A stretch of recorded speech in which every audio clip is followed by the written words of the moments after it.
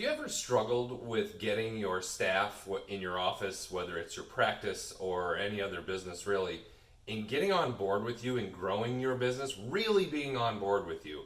If you've struggled with this and not getting enough out of your team, there's 3 ways I'm going to show you that can help you get them on board with you to grow your business without you even having to ask. Stay tuned.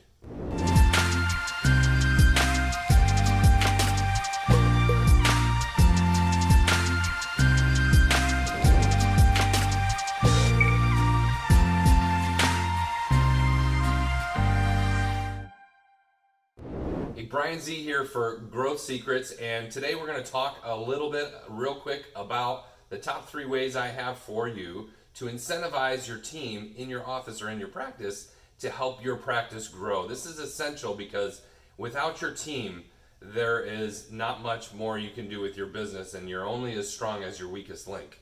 So I'm going to show you 3 different ways to really get your staff to go that extra mile and make that extra phone call or stay a little bit later and get something done, and without you having to ask. And I know a lot of businesses struggle with this, and it's just kind of, people can become complacent in the office and just do their routine job over and over and over again.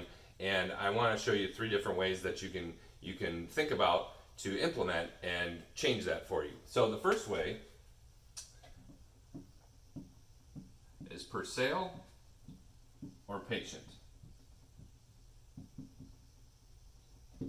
So we want to incentivize our team, financially. So the better the practice does, or the better the business does, we want to make sure that our employees participate in that. So it can be a, commission on total sales, or commission on per patient, or, whatever your specific goals are for your business, and really get them to participate in that and make that part of their compensation package. And you want to make it so that it's not a detraction on you as the owner. But, when you get to that goal per month and you can really say, yes, I have enough money to actually pay some bonuses, then that's when that should be executed. It shouldn't be a burden on you. It shouldn't be status quo and you're just paying out bonuses to pay out bonuses. Sometimes they should get it and sometimes they shouldn't. And that really makes it realistic for the staff. So even if it's $20, $10, whatever the case is, it's going to vary on the type of staff that you have, but you want to incentivize per sale or for the overall health and wealth of the business on a monthly basis. So don't just say, here's what we're doing, and then cut the check at the end of the month. You want to make sure you're talking to them about it, like, hey, how did we do in, we had this many patients in this and this many patients in that, and should we have done something different? How is our email blast doing? And really get them to do the extra stuff in order to get that end result for you as the owner. So it's a very good technique that a lot of businesses use. So the second one is going to be recognition.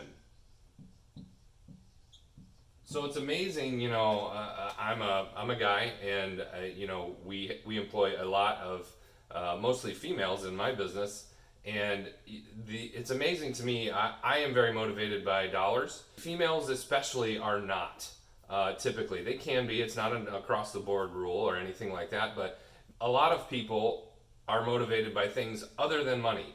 And it took me a while to understand this personally in my business, and really understand that the recognition piece and being part of a team and having a party every once in a while is so important to so many different people. For me, it doesn't matter that much personally, but for a lot of people that you probably employ, it is a way bigger deal than you think it is. And that recognition, whether it's a plaque, whether it's a party, whether it's employee of the month, or whatever the case may be, being part of that team, being recognized to their peers, or in the office, or something on the wall, or something they can show to their family, something like that, is super, super important to a lot of people. And it's something that you want to say, okay, well, if we get to here, then we are going to, do X. We're going to have a party or a picnic and whatever. And I know in my medical business, we do a picnic during the summer. We try to do something around the holidays, and occasionally we might do a happy hour or something like that. So those types of things go a long, long way. Don't discredit them. Don't discount them. And you'll see that the people really respond to you, get to know you a little bit better, and they will perform for you when those things are in place. Now, the third way you can incentivize your team is kind of a big one, and this would be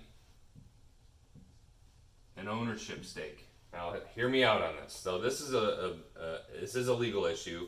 You want to make sure that you consult an attorney. But if you have that person in your team that has been with you for a long time, you know they're not going anywhere. They have a vested interest in your business. They love you. They want you to succeed. You want to think about profit sharing. So maybe that shouldn't say ownership, but profit sharing.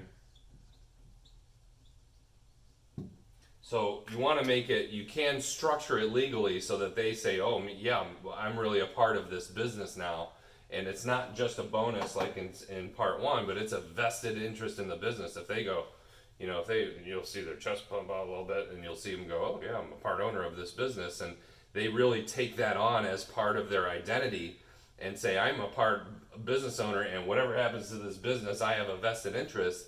That is a big, big motivator for a lot of people. So it's something to consider. It's not for every business, but it's definitely something to consider. It's a very different thing than number one in just giving out bonuses. So it can be very, very powerful. A lot of big companies do it. There's a reason for that. So I want you to consider that ownership or profit sharing piece to incentivizing your team. So think about those three things again: per sale or per monthly sales number. As far as revenue is concerned, when you're doing number one, don't get into the details of profit or loss.